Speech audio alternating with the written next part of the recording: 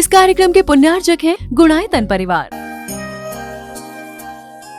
गुणायतन परिवार द्वारा भोपाल में बड़ी सार्थक पहल की गई है, जिसमें बच्चों को संस्कार युक्त और गुणवत्तापूर्ण शिक्षा देने का मौका मिल रहा है। ये बच्चों की व्यवस्था की गई है, जिसमें 6वीं 7वीं के बच्चे इस साल लिए जाएंगे और 11वीं 12वीं और सीए फाउंडेशन के बच्चों को यहाँ रखा जाएगा। ये मेधावी छात्रों को प्रावीण्य के आधार पर उसे प्रविष्टि मिलेगी। पूरे देश भर से प्रविष्टियाँ आएगी। प्रत्येक कक्षा में मात्र 30-30 बच्चों का ही चयन होगा और चयनित बच्चे वे होंगे जो अपनी प्रतिभा के बल पर चुने जाएंगे और उनको एक प्रकार की स्कॉलरशिप दी जाएगी। ये छात्रवृत्ति के तहत पढ़ेंगे। गुणायतन के समाज कल्याण की दिशा में एक बहुत अच्छी पहल है और ये सार्थक पहल है। इसकी शुरुआत भोपाल से हो रही है। ये भोपाल वालों के लिए बहुत गौरव का विषय है। इसके लिए गुणायतन के साथ विद्यासागर इंस्टीट्यूट और सेज और एपीटी, इन तीनों को भी मैं बहुत बहुत आशीर्वाद देता हूँ।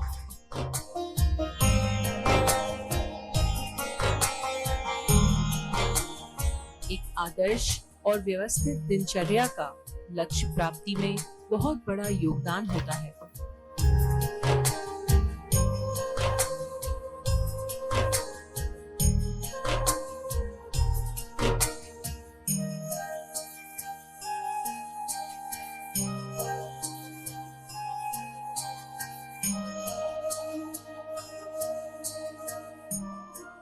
आज का दिन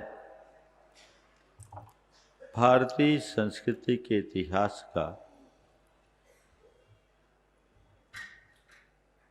सबसे महत्वपूर्ण दिन है। आज आदिनाथ भगवान का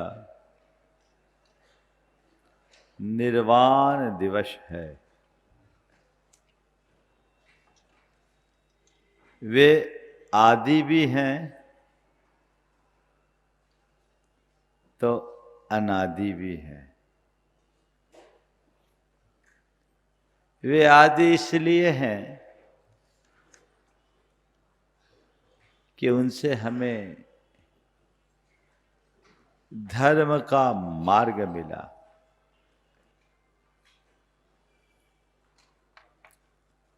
और अनादि इसलिए हैं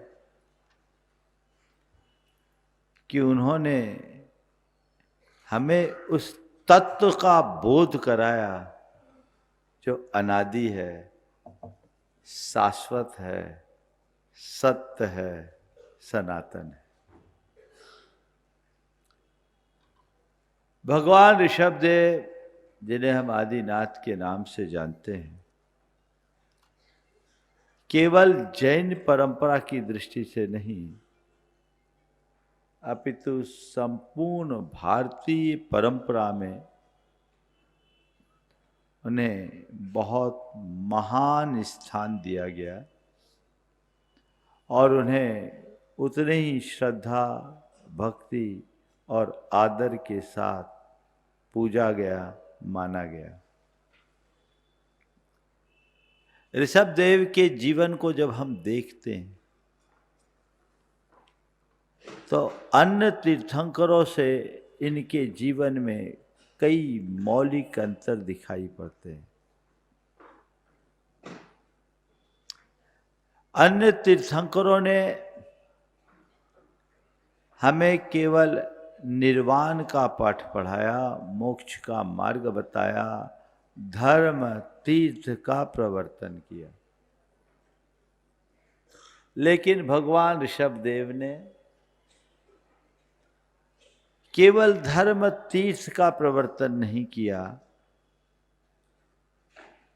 केवल निर्वाण की बात नहीं की, उन्होंने निर्वाह, निर्माण और निर्वाण की बात की। मनुष्य के जीवन में सबसे पहली जरूरत उसके निर्वाह की होती है। रोटी, कपड़ा और मकान के बिना जीवन की गाड़ी नहीं चल सकती। भोग युग से जब ये संस्कृति कर्म युग की ओर परिवर्तित हुई, मनुष्य के सामने अपने जीवन के निर्वाह की समस्या खड़ी हो गई।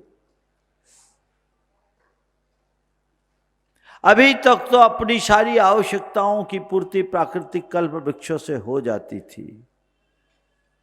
अब कल्प वृक्षों ने अपना फल देना बंद कर दिया, खाने के लाले पड़ने लगे, लोग भूखे मरने लगे, भूख प्यास से परेशान होने लगे। कल्पना करो उस समय की सामाजिक स्थिति की। सर्वत्र त्राही त्राही मची थी। उस समय भगवान ऋषभदेव ने हमें कृषि, वाणिज्य, विद्या और शिल्प जैसे 80 कृषि, विद्या, वाणिज्य और शिल्प 60 कर्म का उपदेश दिया। उन्होंने कहा कि अब भोग युग समाप्त हो गया, कर्म युग की शुरुआत हो गई है। अब कर्म करके ही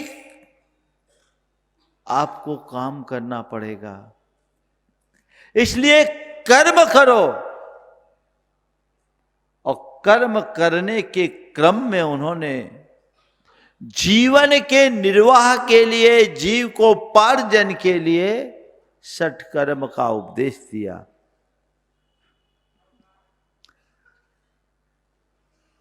वे कृषि परंपरा के आद्य पुरस्कर्ता बने। उन्होंने हमें कृषि कर्म का उपदेश दिया। ये कहा, ये धरती है, इस धरती को इस तरीके से जोतो, इस पर कृषि करो, ये धरती तुम्हें अनंत गुना फल देगी, जो तुम्हारे जीवन के निर्वाह के लिए पर्याप्त होगी। उन्होंने वाणिज्य, विद्या और शिल्प सबसे हमें अवगत कराया। अगर दूसरे शब्दों में कहूं तो मैं ये कह सकता हूं, लोग व्यवस्था के संस्थापक बने। और इसलिए भगवान ऋषभदेव को कहा गया, प्रजापतिर यह प्रथमम जिजीवसु शशास कृष्या दिशु कर्म सुप्रजा।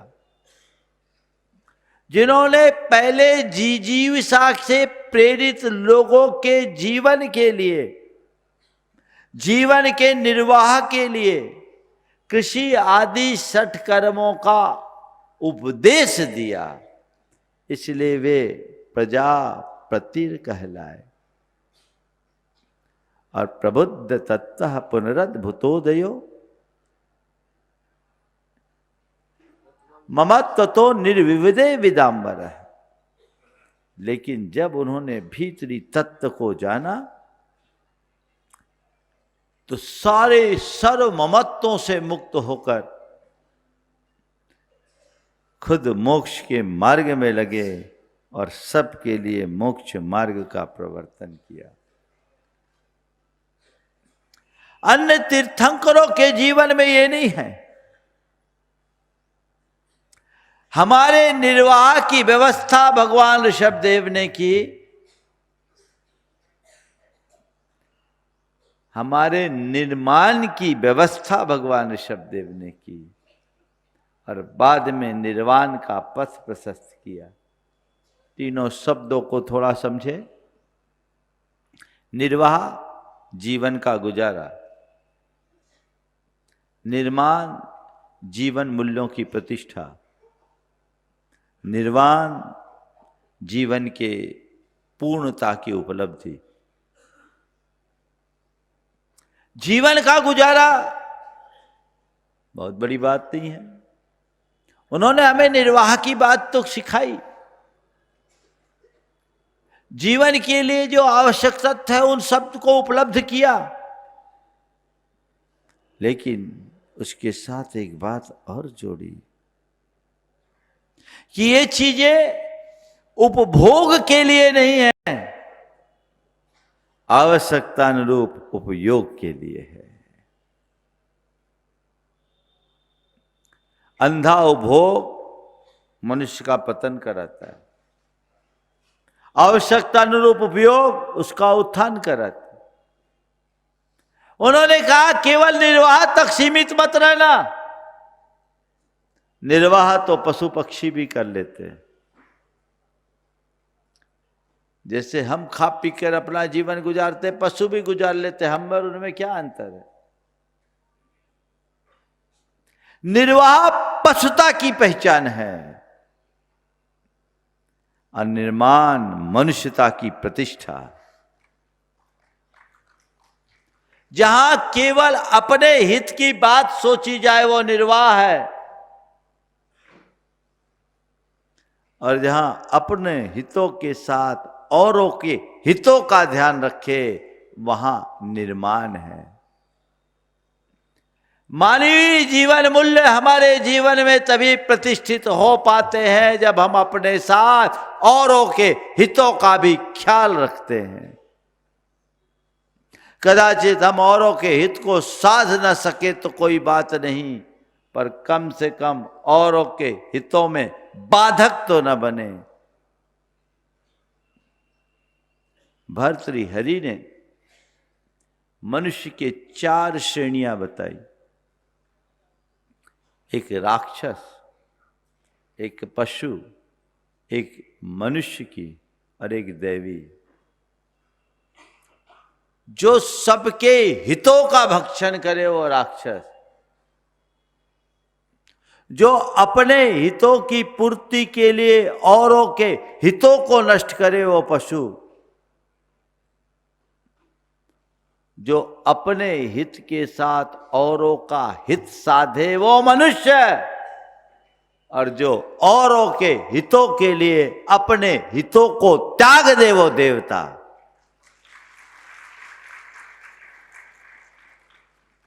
भगवान शब्देव ने हमें सीमित उपभोग का उपदेश दिया।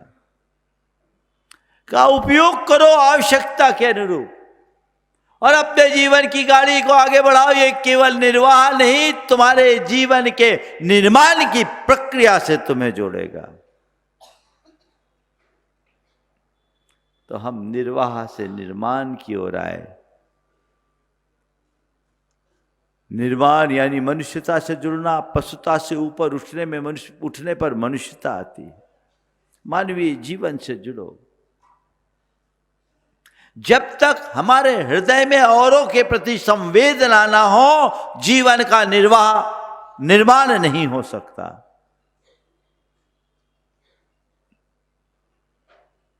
दो शब्द हैं, एक है समझ और एक है समाज। क्या है? समझ और समाज। मालूम है दोनों में क्या अंतर है? समझ यानी पशुओं का झुंड, समझ यानी पशुओं का झुंड, और समाज यानी मानवों का समूह। एक मात्रा का अंतर है। समझ पशुओं का झुंड, समाज मानवों का समूह। समझ समाज में परिवर्तित होता है कब? जब उसमें मानवीय संवेदना की भावना जुड़ती है, वहां जीवन के निर्माण की प्रक्रिया शुरू होती है। दो शब्द हैं, भशन और भाषण। भशन और भाषण। भशन का मतलब क्या है? कुत्ते के भौंकने को भशन बोलते हैं। क्या है? कुत्ते के भौंकने को भशन कहते हैं और आदमी के बोलने को भाषण कहते हैं। आदमी भौंकता नहीं, कुत्ता भौंकता है। समझ गए? संवेदना जुड़ती है तो भाषण और संभाषण होता है, और संवेदना से शून्य होकर जब बात की जाती है तो कुत्तों की भांति भौंकने जैसा ही हाल होता है। हमें देखना है कि मेरी भूमिका क्या है। मैं निर्वाह की ओर हूं या निर्माण की ओर?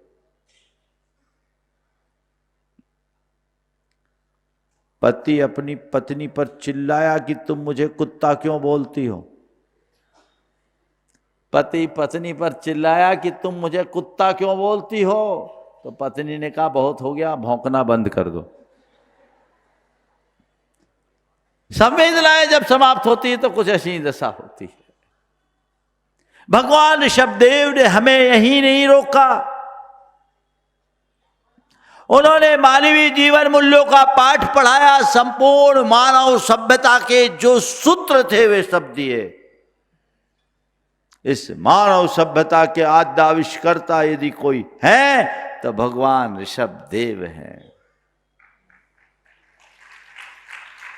और उसके बाद जब उन्होंने तत्व ज्ञान को प्राप्त किया, कैवल्य से उपलक्षित हुए, तो हम सबको मोक्ष मार्ग का उपदेश देकर हमारे निर्वाण का पथ प्रशस्त किया। आज उन्होंने खुद निर्वाण को प्राप्त किया। यही कारण है कि भगवान ऋषभदेव की जितनी प्रतिष्ठा है 24 तीर्थंकरों में उतनी किसी की नहीं, सर्वाधिक प्रतिष्ठा। आप सबको सुनकर आश्चर्य होगा। ये विशुद्धतया श्रमण परंपरा के संस्थापक, जैन परंपरा के संस्थापक होने के बावजूद वैदिक ऋषियों और मुनियों ने भगवान ऋषभदेव को अत्यंत सम्मान के साथ स्मरण किया। पुराणों में भगवान ऋषभदेव का स्मरण है, बौद्ध ग्रंथों में भगवान ऋषभदेव का उल्लेख है। डॉक्टर गोकुल प्रसाद जैन की एक कृति है, ऋग्वेद में ऋषभ वाची ऋचाएं। आप ताज्जुब करोगे, उन्होंने लिखा अकेले ऋग्वेद की 141 ऋचाओं में भगवान ऋषभदेव का स्तुति परख उल्लेख है।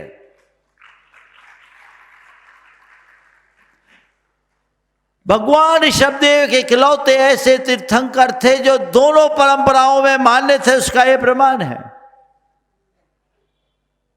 इसके अतिरिक्त भागवत, कुन पुराण, बराह पुराण, मार्कंडेय पुराण आदि अन्य अनेक पौराणिक ग्रंथों में ऋषभदेव का ससम्मान उल्लेख उनके विराट व्यक्तित्व का उदाहरण है।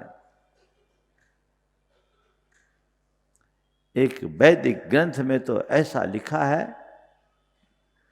कि अष्टषष्टिषु तीर्थेषु यात्रायाम यत् फलम भवे। वैदिक परंपरा में 68 तीर्थ है। अष्टषष्टिषु तीर्थेषु यात्रायाम यत् फलम भवेत् श्री आदिनाथस्य देवस्य स्मरण मात्रेणापि तद भवेत्। 68 तीर्थों की यात्रा से जो पुण्य लाभ मिलता है वह आदिनाथ भगवान के स्मरण मात्र से मिल जाता है।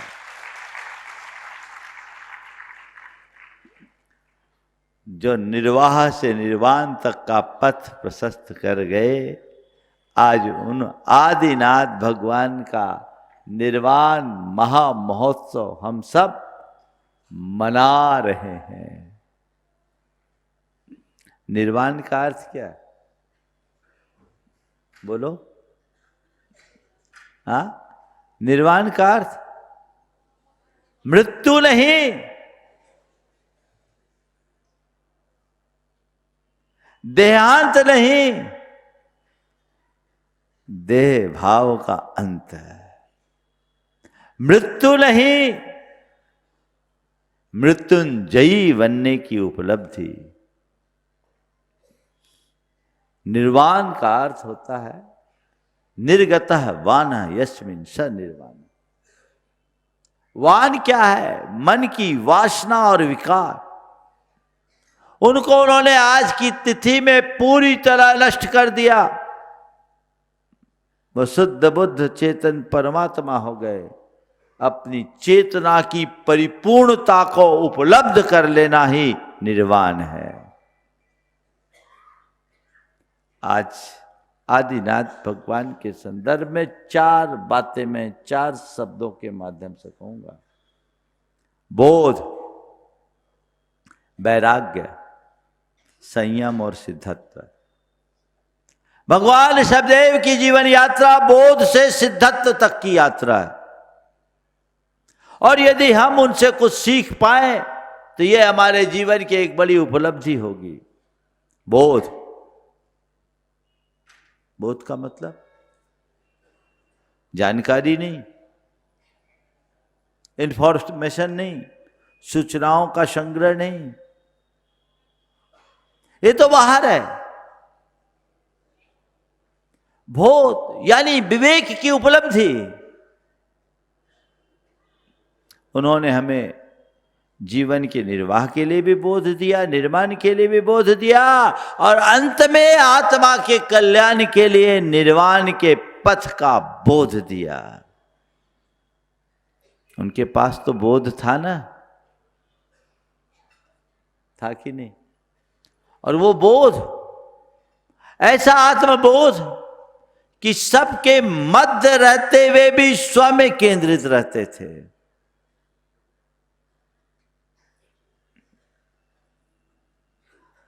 और यही बोध वैराग्य में परिवर्तित हो गया जिस पल उन्होंने नीलांजना के नृत्य को देखा। आम जन तो नीलांजना के नृत्य में ही उलझ कर रह गए, लेकिन भगवान ऋषभदेव को उस नीलांजना के नृत्य में होने वाली अचानक मृत्यु से उनके हृदय में जीवन की नश्वरता का बोध हो गया। उन्हें इस बात का अच्छे तरीके से आभास हो गया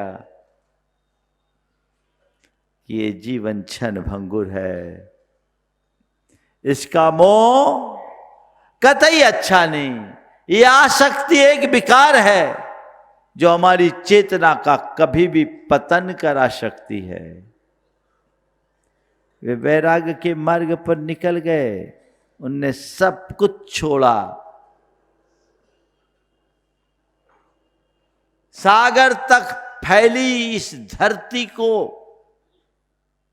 एक पल में छोड़ दिया। चक्रवर्तियों जैसा, बल्कि उनसे बड़ा वैभव उनके पास था।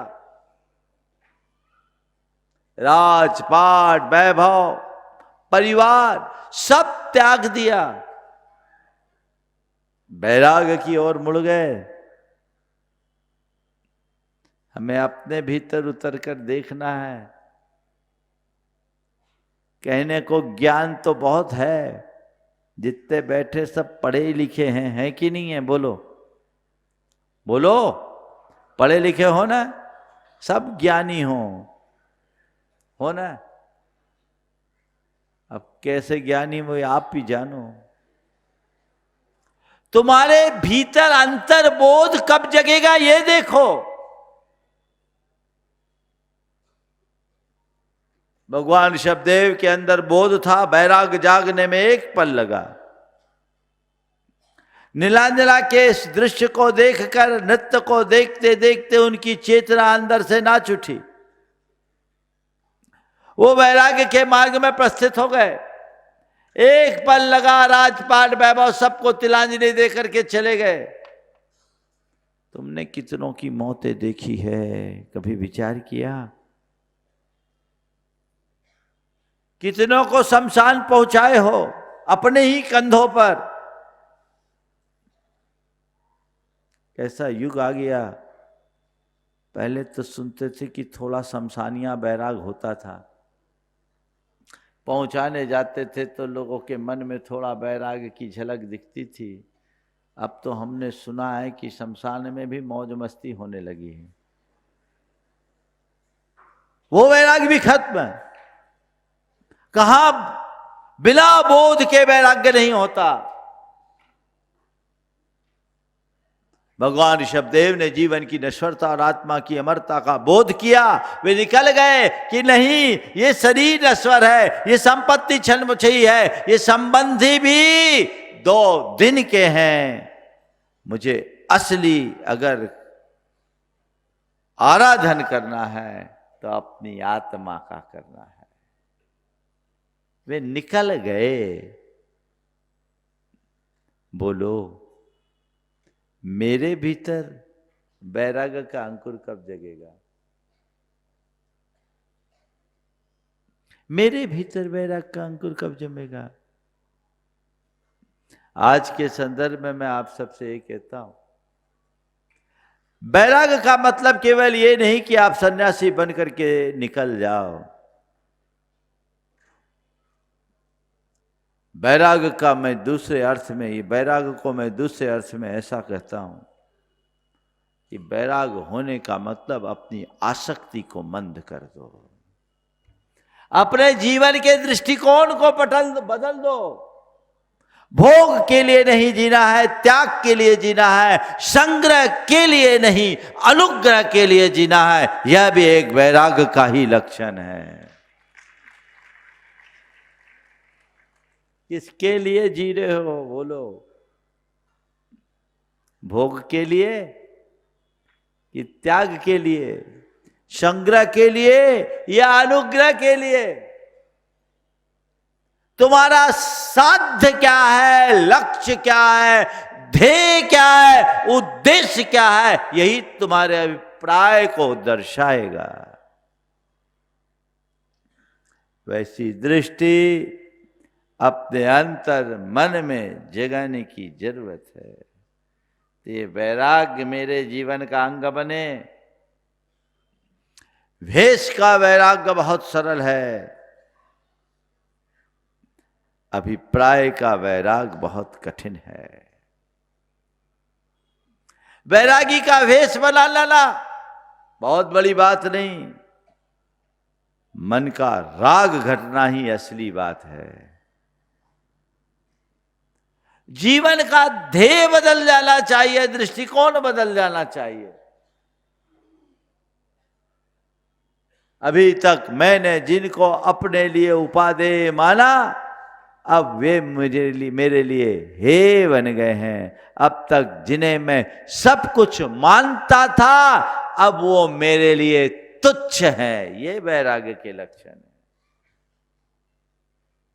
बस इतना हो जाए तो सब कुछ रहते हुए भी तुम्हारा कुछ नहीं है। इस अभिप्राय में बदलाव, ये सब तुच्छ है, क्षणभंगुर है, नश्वर है, पर है, ये भाव बोध। और बोलो असलियत ये है कि नहीं? है कि नहीं? बोलो तुम्हारा क्या है? हाँ, थोड़ा जोर से बोलो। क्या है? कौन है? क्या है? कुछ नहीं। कौन है? कोई नहीं। फिर भी उसी में रमे हो। क्यों? क्योंकि अभी सही समझ नहीं। जब समझ आ जाए तो ये बात, ये नदी नाव का संयोग है, ये तो कुछ पल का मेला है। सब यात्री अपने अपने राह पर निकल रहे। एक दिन ये संयोग बदलेंगे, चीजें बदल जाएगी। सब परिवर्तन, दृष्टिकोण वैसा विकसित करना चाहिए। तो बोध से वैराग्य अंकुर हो, तब जीवन के लक्ष्य को आगे बढ़ा पाओगे। और फिर उन्होंने वैराग्य पे ही अपने आप को नहीं रोका, संयम के रास्ते को अंगीकार किया। संयम के कठिन मार्ग पर निकले, तप किया। 1000 वर्ष तक भगवान ऋषभदेव ने कठोर तप किया। कल्पना कर सकते हो? 6 महीने का उपवास लिया, 6 महीने से अधिक उनको आहार नहीं मिला। सोचो, जीवन के उत्कर्ष के लिए त्याग, तप, संयम का आलंबन बहुत जरूरी है। तीर्थंकर जैसे परमात्मा को, जिनको सारी सुविधाएं सुलभ थी, उनको भी अपनी आत्मा की शुद्धता के लिए ये सब करना पड़ा। तो हम तुम कहां लगते हैं? बोलो, संयम के प्रति तुम्हारा क्या रुझान? तप और त्याग के प्रति तुम्हारा क्या दृष्टिकोण? बोलो। अपने जीवन को संयम से जोड़ने की भावना रखिए, तब त्यागमय बनाने का लक्ष्य बनाइए, तब हमारा जीवन निखरेगा और तभी भगवान ऋषभ देव का निर्वाण महामहोत्सव मनाना सार्थक होगा। संयम अपनाइए। आज का संयम बहुत बड़ा संयम नहीं ले सकते, समय काल के अनुरूप संयम रखो। आज संयम हो, हम अपनी वाणी को संयत रखें, अपने खान पान पर अंकुश रखें, अपने व्यवहार में शालीनता लाएं और आप डिजिटल चीजों के प्रति थोड़ा ध्यान रखें, आसक्ति को कम करें। ये सबसे ज्यादा संयम है। वाणी पर कितना संयम है? बोलो। कुछ भी बोलना, कभी भी बोलना और किसी से भी बोल देना और बोल करके बवाल खड़ा करना, सब भोग भी रहे हैं। संयम रखो। कुछ भी खाना, कभी भी खाना, कितना खाना, कोई ख्याल नहीं। भोजन पर संयम, व्यवहार में संयम, और सबसे ज्यादा जरूरी है आज के समय में डिजिटल संयम। मैं इसको संयम ही नहीं मानता, तप मानता हूं। कई लोग उपवास कर लेंगे लेकिन मोबाइल नहीं छोड़ेंगे। आज बहुतों का उपवास होगा। जितने लोगों ने उपवास लिया, आज अगर मोबाइल का त्याग कर दे तो उनके उपवास का अनंत गुना फल उनको मिलेगा। कितने एडिक्ट हो गए। इच्छाओं के निरोध का नाम तप है, उसका निग्रह करो, अपनी आसक्ति को मंद करो। तप करना है, कुछ पल मौन रहना शुरू करो, अपने साथ अपना संवाद करना सीखो। दिन भर हम कहां लगे रहते हैं, उसका परिणाम मन में चिंता, भय, तनाव और हताशा, अनावश्यक बोझ। भगवान ऋषभदेव के संदेशों को हम याद करें, जीवन आगे बढ़ेगा। भगवान ऋषभदेव ने जो संयम का पाठ पढ़ाया, आज के संदर्भ में बहुत ज्यादा जरूरी। उतना ही उपभोग करो उस जिससे अपना काम हो जाए। उन्होंने जो अहिंसा और अपरिग्रह का मार्ग बताया, उसे अपना करके चलो। आज विश्व में जितनी भी समस्याएं हैं, उन सब समस्याओं का समाधान हम भगवान ऋषभदेव के संदेशों से प्राप्त कर सकते हैं, यदि हमारे जीवन में संयम हो तो। आज जलवायु परिवर्तन एक बहुत बड़ी समस्या है, पर्यावरण की समस्या है। भगवान ऋषभदेव के द्वारा प्रतिपादित अहिंसा मूलक जीवन आदर्श को अपना ले, अपनी प्रवृत्तियों में संयम अपना ले, धरती का अनावश्यक अनपेक्षित दोहन ना करे, समस्या हल हो सकती कि नहीं हो सकती? ग्लोबल वार्मिंग को हम नियंत्रित कर सकते कि नहीं कर सकते? सबसे बड़ी जरूरत है मनुष्य अपने आप पर संयम लाए, अपरिग्रह को अपनाए, सीमित उपभोग की बात सीखे। आज तो दुनिया लड़ रही है, युद्ध के बादल सर्वत्र छा रहे हैं। काश हम भगवान ऋषभदेव और उनके उपदेशों को जन जन तक पहुंचाएं, ताकि जीवन में एक बड़ा परिवर्तन आ सके। समय की आवश्यकता है। तो भगवान ऋषभदेव ने बोध से वैराग और वैराग के साथ संयम की यात्रा की, तो सिद्धत्व की प्राप्ति की। आज उन्हें परम निर्वाण को प्राप्त की उपलब्धि हुई। वे सिद्ध बुद्ध निरंजन परमात्मा हो गए। हम भी अपने जीवन में आज सिद्धत्व को भले प्राप्त न कर पाए, पर सिद्धि मिले या ना मिले, शुद्धि हो जाए तो भी हमारा जीवन धन्य हो जाएगा। अपने जीवन में शुद्धि लाएं, शुद्धि के मार्ग पर चले। तीर्थंकर परमात्मा के जीवन आदर्श को आत्मसात करके चलेंगे, हमारा जीवन निश्चित रूप से शुद्ध होगा। तो ऐसी शुद्धि और विशुद्धि को हम लेकर चले तो हमारा निर्वाण महामहोत्सव मनाना सार्थक होगा।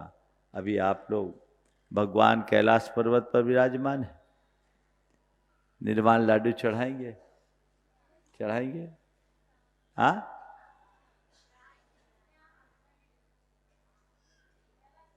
कैलाश पर्वत पर भगवान है, हमें निर्वाण लाडू चढ़ाना है ना। तो आज हम ऐसे नहीं चढ़ाएंगे और यहाँ पर नहीं चढ़ाएंगे। आज हम निर्वाण लाडू भगवान ऋषभ देव के चरणों में जाकर चढ़ाएंगे। ठीक है, कुछ औपचारिक प्रक्रियाएं हैं, आप लोग जो प्रक्रियाएं हैं उसे पूरी कर ले। समय पर मैं इसलिए छोड़ रहा हूँ, 10 मिनट पहले छोड़ रहा हूँ ताकि और क्रियाओं का समय इसमें आ जाए। अंत में आज आप सबको एक ऐसा ध्यान कराएंगे जो भगवान के निर्वाण महामहोत्सव का साक्षात एहसास कराएगा।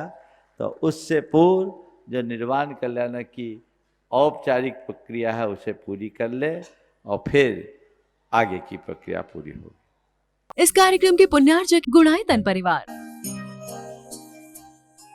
गुणायतन परिवार द्वारा भोपाल में बड़ी सार्थक पहल की गई है, जिसमें बच्चों को संस्कार युक्त और गुणवत्तापूर्ण शिक्षा देने का मौका मिल रहा है। ये बच्चों की व्यवस्था की गई है, जिसमें 6वीं 7वीं के बच्चे इस साल लिए जाएंगे और 11वीं 12वीं और सीए फाउंडेशन के बच्चों को यहाँ रखा जाएगा। ये मेधावी छात्रों को प्रावीण्य के आधार पर उसे प्रविष्टि मिलेगी। पूरे देश भर से प्रविष्टि आएगी। प्रत्येक कक्षा में मात्र 30-30 बच्चों का ही चयन होगा और चयनित बच्चे वे होंगे जो अपनी प्रतिभा के बल पर चुने जाएंगे और उनको एक प्रकार की स्कॉलरशिप दी जाएगी। ये छात्रवृत्ति के तहत पढ़ेंगे। गुणायतन के समाज कल्याण की दिशा में एक बहुत अच्छी पहल है और ये सार्थक पहल है। इसकी शुरुआत भोपाल से हो रही है। ये भोपाल वालों के लिए बहुत गौरव का विषय है। इसके लिए गुणायतन के साथ विद्यासागर इंस्टीट्यूट और सेज और एपीटी, इन तीनों को भी मैं बहुत बहुत आशीर्वाद देता हूँ।